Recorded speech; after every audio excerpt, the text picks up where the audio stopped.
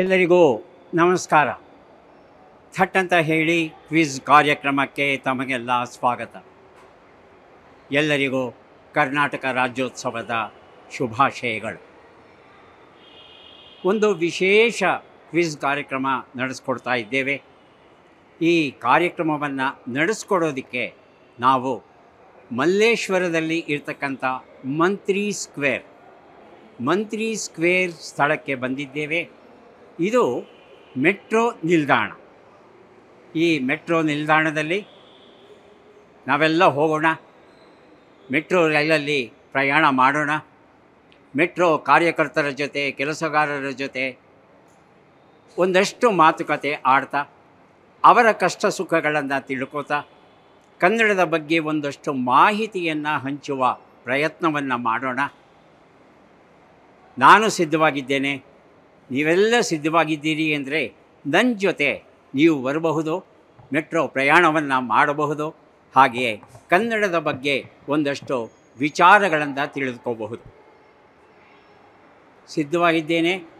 ಈಗ ನಾನು ಈ ಮೆಟ್ರೋ ಟಿಕೆಟನ್ನು ಕೊಂಡುಕೊಂಡು ಹೊರಡ್ತಾ ಇದ್ದೀನಿ ಒಳಗಡೆ. ನೀವೇನು ಟಿಕೆಟ್ ತಗೋಬೇಕಾಗಿಲ್ಲ, ಆರಾಮವಾಗಿ ನನ್ನ ಜೊತೆ ಬರಬಹುದು. ಬರ್ತೀರಿ ಅಲ್ವಾ? ತಡ ಯಾಕೆ, ಬನ್ನಿ.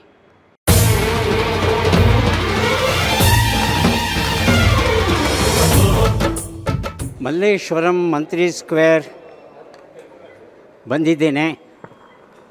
ಮೊದಲಿಗೆ ಯಾರು ಸಿಗ್ತಾರೆ ಪ್ರಶ್ನೆಯನ್ನು ಕೇಳೋದಕ್ಕೆ ನೋಡೋಣ. ಸರ್ ನಮಸ್ತೆ. ನಮಸ್ತೆ ನಮಸ್ತೆ ನಮಸ್ತೆ. ತಾವು ಇಲ್ಲಿವರೆಗೆ ಈ ಮೆಟ್ರೋದಲ್ಲಿ ನೀವು ಬರ್ತೀರಾ ಅಂತ ಗೊತ್ತಾಯಿತು ನಮಗೆ. ನೋಡಿ, ರಾತ್ರಿ ಕನಸು ಬಿದ್ದಿತ್ತು, ಹಾಗಾಗಿ ಬಂದೇ ಬಿಟ್ಟೆ. 3 ಕಾಲಗಳನ್ನು ನೋಡ್ತಾ ಇರೋದು ತುಂಬ ಸಂತೋಷ ಸರ್. ನಮಸ್ಕಾರ. ಒಂದು ಪ್ರಶ್ನೆಯನ್ನು ಕೇಳಬೇಕು ತಮಗೆ. ಬೆಳಿಗ್ಗೆ ಹೊತ್ತು ಏನು ಪ್ರಶ್ನೆ ಅದು? ಬೆಳಗ್ಗೆನೇ ದಿನಪೂರ್ತಿ ಪ್ರಶ್ನೆಯೇ. ಕಷ್ಟದ ಪ್ರಶ್ನೆ ಕೇಳಬೇಡಿ.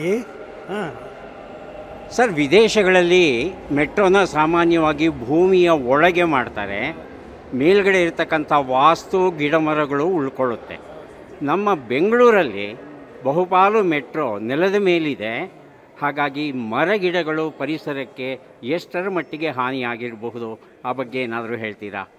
ಅಲ್ಲ, ಈಗ ಸದ್ಯಕ್ಕೆ ಅಷ್ಟೆಲ್ಲ ಹಾನಿ ಆಗಿರಲಿಲ್ಲ. ಯಾಕಂದರೆ ಬೆಂಗಳೂರು ತುಂಬ ಜನಸಾಂದ್ರ ಇರುವಂಥ ಪ್ರದೇಶ. ಅಲ್ಲಿ ಮರಗಳು ಮೊದಲೇ ಕಮ್ಮಿ ಆಗಿಬಿಟ್ಟಿದ್ದಾವಲ್ಲ. ಈಗ ಕೊನೆಯದಾಗಿ ಎಂಟ್ರಿ ಆಗಿದೆ ಮೆಟ್ರೋ ಸ್ವಲ್ಪ ಮಟ್ಟಿಗೆ. ಆದರೆ ನೀವು ಹೇಳೋ ಹಾಗೆ ಇಲ್ಲೂ ಕೂಡ ಸಾರ್ವತ್ರಿಕವಾಗಿ ಅಂಡರ್ಗ್ರೌಂಡ್ ಭೂಗತವಾಗಿ ಮಾಡೋದು ತುಂಬ ಒಳ್ಳೆಯದು.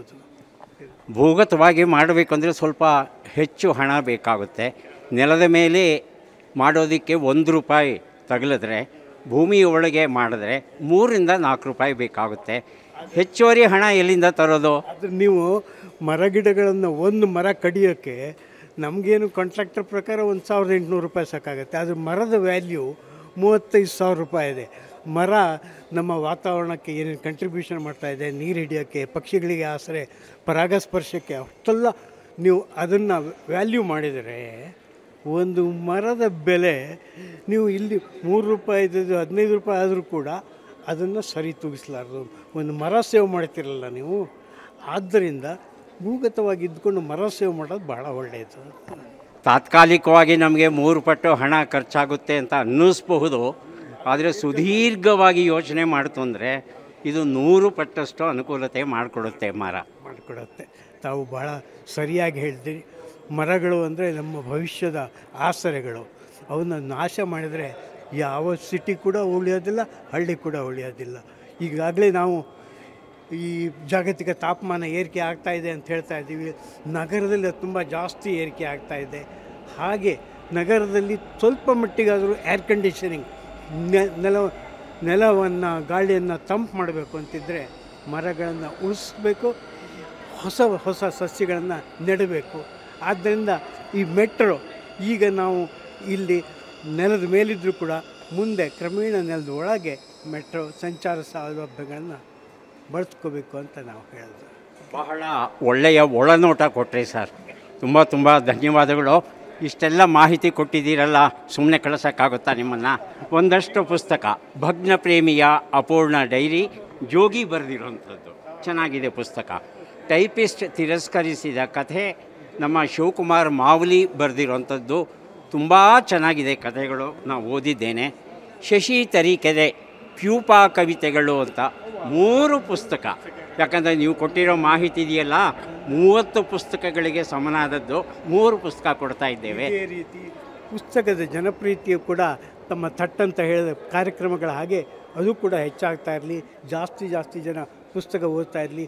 ವಿಶೇಷವಾಗಿ ಕನ್ನಡ ನಾಡಿನ ನವಂಬರ್ ತಿಂಗಳಿನ ಕನ್ನಡ ಸಂದರ್ಭದಲ್ಲಿ ತಾವು ಧರಿಸಿದಂಥ ವಿಶೇಷ ಶಾಲು ಪ್ರಾತಿನಿಧಿಕವಾಗಿ ಕನ್ನಡದ ಪ್ರೀತಿಯನ್ನು ಪ್ರೇಮವನ್ನು ಹೆಚ್ಚಿಸಲಿ ಅಂತ ಹಾರೈಸ್ತೀನಿ.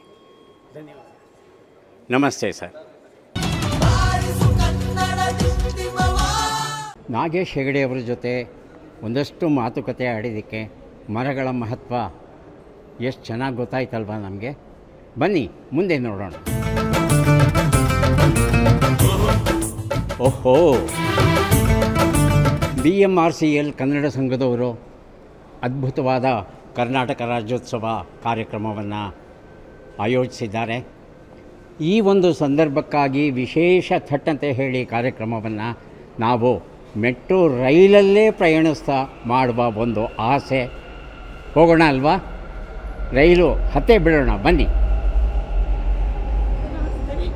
ನಮಸ್ತೆ. ನಮಸ್ತೆ. ತಮ್ಮ ಹೆಸರು? ಸರ್, ನಾನು ನಿತೀಶ್ರೀ ಅಂತ, LB ಕಾಲೇಜ್ ಸಾಗರದ PU ಕಾಲೇಜ್ ಪ್ರಿನ್ಸಿಪಲ್ ಆಗಿದ್ದೀನಿ. ಇಲ್ಲಿ PU ಬೋರ್ಡಲ್ಲೇನೋ ಕೆಲಸ ಇತ್ತು ಅಂತ ಹಾಗೆ ಬಂದೆ ಶಿವಮೊಗ್ಗಕ್ಕೆ, ಬೆಂಗಳೂರಿಗೆ. ತಮ್ಮನ್ನು ನೋಡಿ ತುಂಬ ಖುಷಿಯಾಯಿತು. ಭಾಳ ಸಂತೋಷ ಆಯ್ತಮ್ಮ, ತಮ್ಮನ್ನೂ ಸಹ ನೋಡಿ. ಬಂದಿದ್ದೀರಿ, ಭೇಟಿಯಾಗಿದ್ದೀರಿ. ಒಂದು ಪ್ರಶ್ನೆ ಕೇಳಿಬಿಡ್ತೇನೆ, ಪ್ರಶ್ನೆಗೆ ಸರಿ ಉತ್ತರ ಕೊಟ್ಟರೆ ಒಂದು ಪುಸ್ತಕವೂ ತಮಗೆ ಸಿಕ್ಕಿಬಿಡುತ್ತೆ.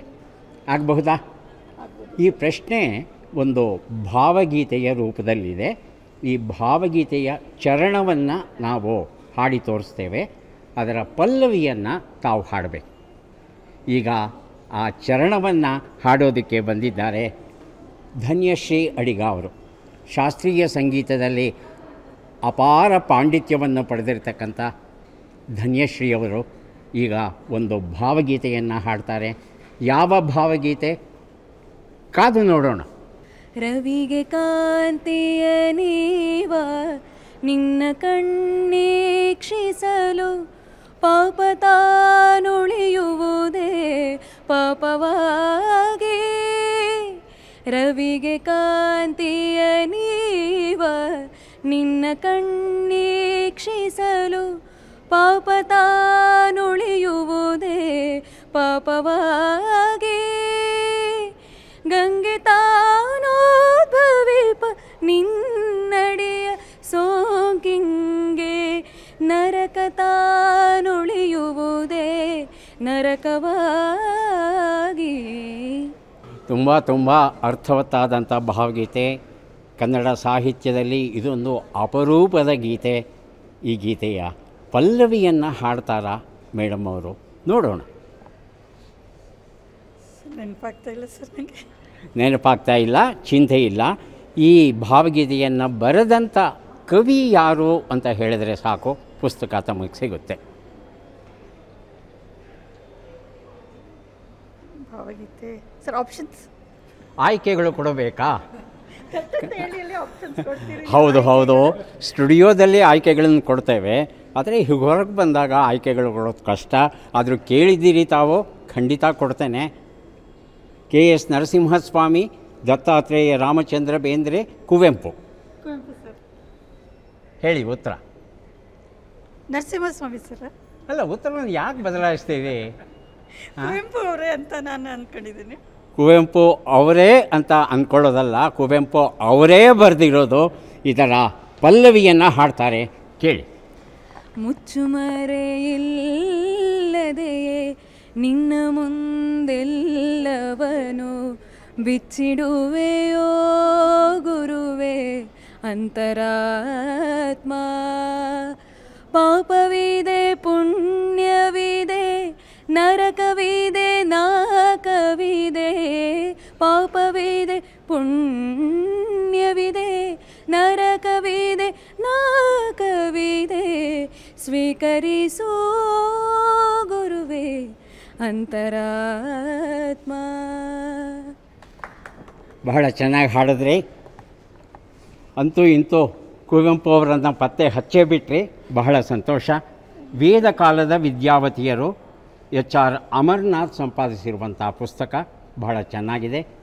ತಮಗೆ ದೊರೀತಾ ಇದೆ. ಅಭಿನಂದನೆಗಳು. ಬನ್ನಿ, ಮುಂದೆ ಯಾರು ಸಿಗ್ತಾರೆ ನೋಡೋಣ. ನಮಸ್ತೆ. ನಮಸ್ತೆ ಸರ್. ತಮ್ಮ ಹೆಸರು? ಶಬರಿ. ಶಬರಿ, ಎಲ್ಲಿಂದ ಬಂದಿದ್ದೀರಿ ಬೆಂಗಳೂರಿಗೆ? ಗದಗಿಂದ ಬಂದಿರೋದು. ಗದಗ್. ಈಗ ನಾವು ಯಾವ ಬಡಾವಣೆಯಲ್ಲಿ ಇದ್ದೀವಿ ಅಂತ ಗೊತ್ತಾ? ಮಲ್ಲೇಶ್ವರಂ. ಮಲ್ಲೇಶ್ವರ. ಮಲ್ಲೇಶ್ವರಕ್ಕೆ ಸಂಬಂಧಪಟ್ಟ ಹಾಗೆ ಒಂದು ಪ್ರಶ್ನೆ ಕೇಳಲ್ಲ? ಮಲ್ಲೇಶ್ವರ ಅನ್ನೋ ಹೆಸರು ಈ ಬಡಾವಣೆಗೆ ಯಾಕೆ ಬಂತು, ಕಾರಣ ಏನು ಅಂತ ಹೇಳಬಹುದಾ? ಸೊ ಇಲ್ಲಿ ಕಾಡು ಮಲ್ಲಿಕಾರ್ಜುನ ಅಂತ ಒಂದು ಟೆಂಪಲ್ ಇದೆ. ಸೊ ಹಾಗಾಗಿ ಮಲ್ಲೇಶ್ವರಂ ಅಂತ ಹೆಸರು ಬಂದಿರೋ. ಕಾಡು ಮಲ್ಲೇಶ್ವರ ದೇವಸ್ಥಾನ ಅಂತ ಹೇಳ್ತೀವಿ. ಒಳಗೆ ಇರ್ತಕ್ಕಂಥ ದೇವರು ಮಲ್ಲಿಕಾರ್ಜುನ ಸ್ವಾಮಿ ಹಾಗೂ ಭ್ರಮರಾಂಬ. ಉತ್ತರ ಸರಿಯಾಗಿ ಕೊಟ್ಟಿದ್ದೀರಿ. ಒಂದು ಪುಸ್ತಕವನ್ನು ತಮಗೆ ಬಹುಮಾನವಾಗಿ ಕೊಡ್ತಾ ಇದ್ದೇವೆ, ದಯವಿಟ್ಟು ಸ್ವೀಕರಿಸಿ. ತುಂತುರು ಈ ಒಂದು ಪುಸ್ತಕ ತಮಗೆ ಸಿಗ್ತಾ ಇದೆ. ಅಭಿನಂದನೆಗಳು. ಇನ್ನೊಬ್ಬರು ಬರ್ತಾ ಇದ್ದಾರೆ, ಅವರನ್ನು ಭೇಟಿಯಾಗಿ ಪರಿಚಯ ಮಾಡಿಕೊಂಡು ಒಂದು ಪ್ರಶ್ನೆ ಕೇಳೋಣ. ಸರ್ ನಮಸ್ಕಾರ. ನಮಸ್ಕಾರ ಸರ್. ನಮಸ್ಕಾರ. ತಮ್ಮ ಹೆಸರು? ಶಶಿಧರ್ ಅಂತ. ಯಾವ ಬಡಾವಣೆ? ನಾವು ಇದು ಕನಕಪುರ ರೋಡ್ ಕಡೆ ಇದೆ, ದೊಡ್ಡ ಕಲ್ಸಂದ್ರ ಅಂತ, ಗುಬ್ಲಾಳ ಅಂತ ಸ್ಥಳ, ಅಲ್ಲಿದ್ದೀವಿ. ಥಟ್ಟಂತ ಹೇಳಿ ನೋಡ್ತೀರಾ? ಖಂಡಿತ ನೋಡ್ತೀವಿ ಸರ್. ನಮ್ಮ ಫೇವ್ರೇಟ್ ಪ್ರೋಗ್ರಾಮ್ ಅದು. ಅದು ಬಿಟ್ಟು ಬೇರೆ ಅದು ನೋಡೋದು ಅಪರೂಪ ನಾವು. ಬಹಳ ಸಂತೋಷ. ಒಂದು ಪುಟ್ಟ ಪ್ರಶ್ನೆ ಕೇಳ್ತೇನೆ, ಸರಿ ಉತ್ತರ ಕೊಟ್ಟರೆ ತಮಗೊಂದು ಪುಸ್ತಕ ಬಹುಮಾನ.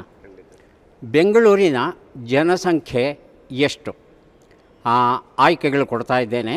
10 ಲಕ್ಷವ, 14 ಲಕ್ಷವ? 14 ಲಕ್ಷದಿಂದ ಜಾಸ್ತಿ ಇದೆ. 14 ಲಕ್ಷ ಅನ್ನೋದು ಸರಿಯಾದ ಉತ್ತರ. ನಿಜಕ್ಕೂ ಹೇಳಬೇಕು ಅಂದರೆ 13,80,000 ಜನ ಇದ್ದಾರಂತೆ. ಇದು ಒಂದು ಅಂದಾಜು ಲೆಕ್ಕಾಚಾರ, ಯಾಕಂದರೆ ಜನಗಣತಿ ಇನ್ನೂ ಆಗಬೇಕಲ್ವಾ. ಆದರೆ ಒಂದು ವಿಶೇಷವಾದ ಮಾಹಿತಿ ಏನು ಗೊತ್ತಾಗಿದೆ ಅಂದರೆ, ಕಳೆದ ವರ್ಷಕ್ಕೆ ಹೋಲಿಸಿದರೆ ಬೆಂಗಳೂರಿನ ಜನಸಂಖ್ಯೆ 3% ಹೆಚ್ಚಾಗಿದೆಯಂತೆ. 3%. ಎಲ್ಲೋ ಒಂದು ಕಡೆಗೆ ನಿಯಂತ್ರಣ ಹಾಕಬೇಕಲ್ವಾ ಈ ಜನಸಂಖ್ಯೆಗೆ? ಖಂಡಿತ ಸರ್, ಖಂಡಿತ ನಿಯಂತ್ರಣ ಹಾಕಲೇಬೇಕು. ನಮ್ಮ ಮುಂದಿನ ಪೀಳಿಗೆಗಾದ್ರೂ ಸ್ವಲ್ಪ ಇದನ್ನೆಲ್ಲ ಸ್ವಲ್ಪ ನಿಯಂತ್ರಣ ಮಾಡಲೇಬೇಕು. ಸಂತೋಷ. ಒಂದು ಪುಸ್ತಕವನ್ನು ಬಹುಮಾನವಾಗಿ ಕೊಡ್ತಾ ಇದ್ದೇವೆ, ದಯವಿಟ್ಟು ಸ್ವೀಕರಿಸಿ. ಗುಲ್ಮೋಹರ್, ಸರ್ವಮಂಗಳ ಜಯರಾಮ್ ಬರೆದಂಥ ಅಂಕಣ ಬರಹಗಳ ಪುಸ್ತಕ ತಮಗೆ ಕೊಡ್ತಾ ಇದ್ದೇವೆ, ಸ್ವೀಕರಿಸಿ.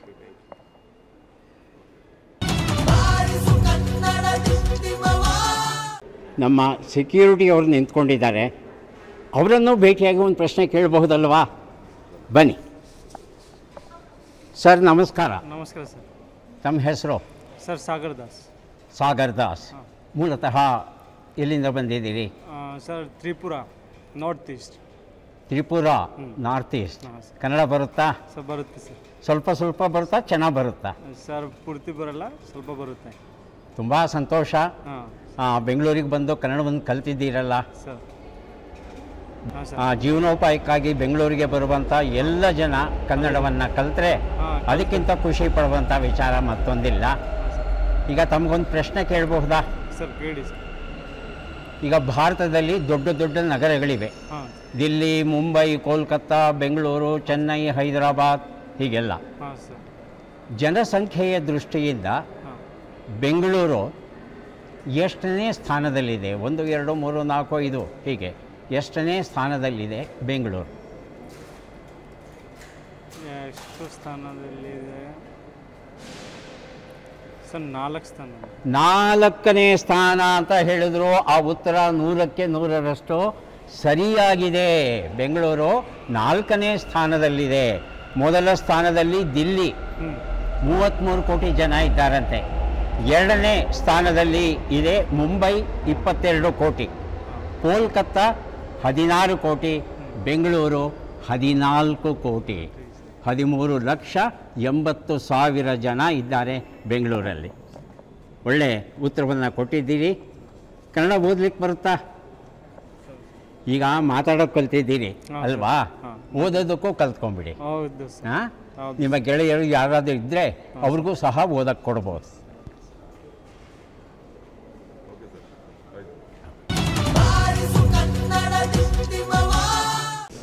ಮೆಟ್ರೋ ನಿಲ್ದಾಣವನ್ನು ಸ್ವಚ್ಛವಾಗಿಡೋದಕ್ಕೆ ಕಾರಣರಾದಂಥ ಸಿಬ್ಬಂದಿಯನ್ನು ನೋಡದೆ ನಾವು ಹೇಗೆ ಹೋಗೋಕ್ಕಾಗುತ್ತೆ ಹೇಳಿ?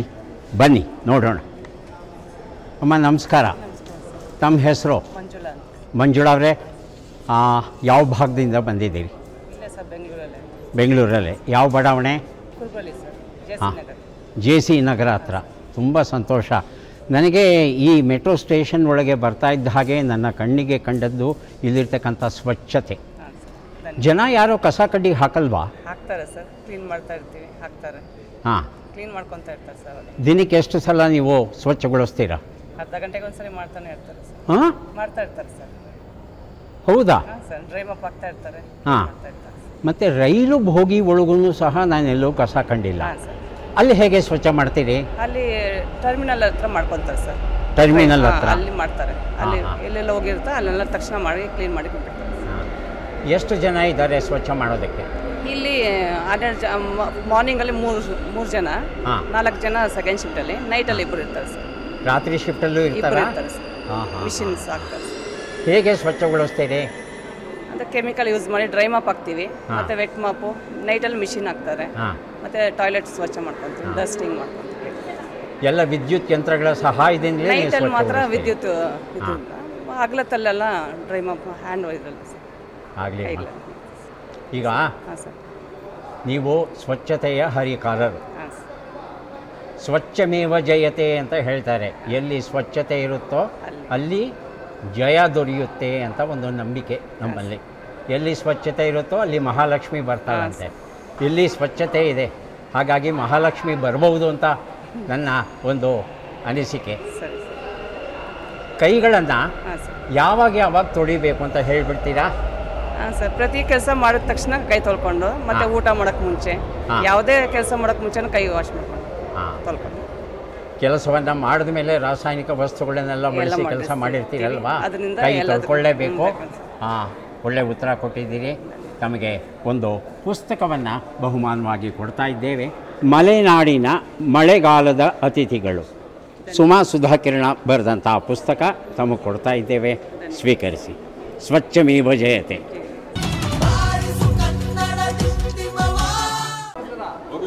ಹಾಂ, ಇದು ಭಾಗ್ಯ, ಇದು ಭಾಗ್ಯ. ಹಾಂ, ಚೆನ್ನಾಗಿದ್ದೀರಾ? First class. Long time. Long time. ಒಂದು ಪ್ರಶ್ನೆ, ಉತ್ತರ ಕೊಡಬೇಕು. ಕೇಳಿದ್ರೆ ಬುಕ್ಕು. ಈಗ ಬೆಂಗಳೂರು ನಗರವನ್ನು ಯಾರು ಕಟ್ಟಿದ್ರು ಅಂತ ತಿಳ್ಕೊಬೇಕು. ಮೊದಲನೇ ಕೆಂಪೇಗೌಡನ, ಮೂರನೆಯ ಕೆಂಪೇಗೌಡನ?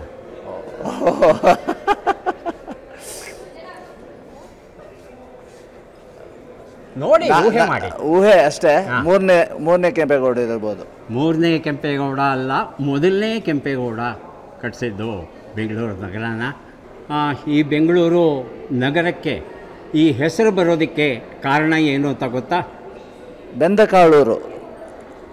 ಬೆಂದಕಾಳೂರು ಅಂದರೆ ಒಂದು ಕತೆ. ಕಡಲೆಕಾಯಿ ಬೀಜ, ಅದು ಕಡಲೆಕಾಯಿ ಬೀಜವ ಕಡಲೆ ಬೀಜವ ಗೊತ್ತಿಲ್ಲ, ಒಟ್ಟಿನಲ್ಲಿ ಬೇಯಿಸಿದ ಕಾಳು. ಬೆಂದ ಕಾಳು, ಹೌದು. ಅದು ಒಂದು ಅರ್ಥ ಇದೆ. ಉತ್ತರ ಸರಿ. ಪುಸ್ತಕವನ್ನು ಕೊಡ್ತಾ ಇದ್ದೇನೆ. ದಶಕಂಠ ರಾವಣ, ತುಂಬ ಚೆನ್ನಾಗಿದೆ ಈ ಪುಸ್ತಕ. ನಾನು ಓದಿದ್ದೇನೆ, ನೀವು ಓದಿ. ಜಗದೀಶ್ ಶರ್ಮಾ ಸಂಪ ಬರೆದಿರೋಂಥದ್ದು. ಹೊಸ ರೀತಿಯಲ್ಲಿ ರಾವಣನ ಕಥೆಯನ್ನು ಬರೆದಿದ್ದಾರೆ. ಪರಿಚಯ ಮಾಡ್ಕೊಂಬಿಡಿ. ಮನೋಹರ್ ಪೈ ಅಂತ, ಫಾರ್ಮಸ್ಯೂಟಿಕಲ್ ಕಂಪನಿಯಲ್ಲಿ ಕೆಲಸ ಮಾಡ್ತೇನೆ. ಹಿರಿಯ ಮಹಿಳೆಯೊಬ್ಬರು ಕಾಣ್ತಾ ಇದ್ದಾರೆ, ಅವರನ್ನು ಭೇಟಿ ಮಾಡಿ ಒಂದು ಪ್ರಶ್ನೆಯನ್ನು ಕೇಳೋಣ. ನಮಸ್ಕಾರಮ್ಮ. ನಮಸ್ತೆ ಸರ್. ಏನು ತಮ್ಮ ಹೆಸರು? ನನ್ನ ಹೆಸರು ಪುಷ್ಪಲತಾ ಅಂತ. ಪುಷ್ಪಲತಾ ಅವರೇ, ಬೆಂಗಳೂರಲ್ಲಿ ಎಲ್ಲಿರ್ತೀರಾ? ನಾವು ಬಂದು ಗಾಯತ್ರಿ ನಗರದಲ್ಲಿದ್ದೀವಿ. ಗಾಯತ್ರಿ ನಗರದಲ್ಲಿರ್ತೀವಿ. ಒಂದು ಪ್ರಶ್ನೆ ಕೇಳಬಹುದಾ? ಕೇಳ್ಬೋದು ಸರ್. ಈ ಬೆಂಗಳೂರು ನಗರದ ದೇವತೆ ಒಬ್ಬರಿದ್ದಾರಂತೆ. ಆ ಬೆಂಗಳೂರು ನಗರದ ದೇವತೆ ಯಾರು? ಅವರ ಹೆಸರು ಹೇಳಬೇಕು ಸರ್. ತಪ್ಪೋ ಸರಿನೋ, ಅಣ್ಣಮ್ಮ ಅಂತ ಅಂದ್ಕೊಂಡಿದ್ದೀನಿ. ಅಣ್ಣಮ್ಮ 100ಕ್ಕೆ 100ರಷ್ಟು ಸರಿಯಾದ ಉತ್ತರ. ಬೆಂಗಳೂರು ನಗರ ದೇವತೆ ಅಣ್ಣಮ್ಮ ಉತ್ತರ ಸರಿಯಾಗಿದೆ. ಒಂದು ಪುಸ್ತಕವನ್ನು ತಮಗೆ ಕೊಡ್ತಾ ಇದ್ದೇವೆ, ಸ್ವೀಕರಿಸಿ. ಮಾತ್ರೇ ದೇವೋಭವ ಅಂತ ಪುಸ್ತಕ ಇದು, ಸ್ವೀಕರಿಸಿ. Thank you sir. ಅಣ್ಣಮ್ಮ ಅಂತ ಕರೀತೇವೆ. ಬೆಂಗಳೂರಿನ ಮೆಜೆಸ್ಟಿಕ್ಕಲ್ಲಿ ಅಣ್ಣಮ್ಮನ ದೇವಸ್ಥಾನ ಇದೆ. ಜನಸಾಮಾನ್ಯರ ಬಾಯಲ್ಲಿ ಅಣ್ಣಮ್ಮ ಆಗಿದ್ದಾಳೆ. ಆದರೆ ವಾಸ್ತವದಲ್ಲಿ ಸಪ್ತ ಮಾತೃಕೆಯರಲ್ಲಿ ಒಬ್ಬಳು ಈಕೆ. ಅಷ್ಟಶಕ್ತಿಗಳು ಅಂತ ನಾವು ಹೇಳ್ತೇವೆ. ಅಣಿಮ, ಮಹಿಮ, ಗರಿಮ, ಲಗಿಮ, ಪ್ರಾಪ್ತಿ, ಪ್ರಾಕಾಮ್ಯ, ಈಶತ್ವ, ವಶಿತ್ವಂಚ ಅಷ್ಟಸಿದ್ಧಯ ಅಂತ ಹೇಳ್ತಾರೆ. ಈ ಅಷ್ಟಸಿದ್ಧಿಗಳಲ್ಲಿ ಮೊದಲ ಸಿದ್ಧಿ ಇದೆಯಲ್ಲ, ಅಣಿಮ, ಅಂದರೆ ಅಣುವಿನ ಗಾತ್ರಕ್ಕೆ ಇಳಿಯುವಂಥ ಶಕ್ತಿ. ಹನುಮಂತನಿಗಿತ್ತಂತೆ ಈ ಶಕ್ತಿ. ಆ ಅಣಿಮ ಅಂತಕ್ಕಂಥ ದೇವತೆ ಇದ್ದಾಳಲ್ಲ, ಜನಸಾಮಾನ್ಯರ ಬಾಯಲ್ಲಿ ಆಕೆ ಅಣ್ಣಮ್ಮ ಆಗಿದ್ದಾಳೆ. ಹಾಗಾಗಿ ಸರಿಯಾದ ಉತ್ತರ ಕೊಟ್ಟಿದ್ದೀರಿ. ತುಂಬ ಸಂತೋಷ, ಒಳ್ಳೆಯದಾಗಲಿ. Thank you sir.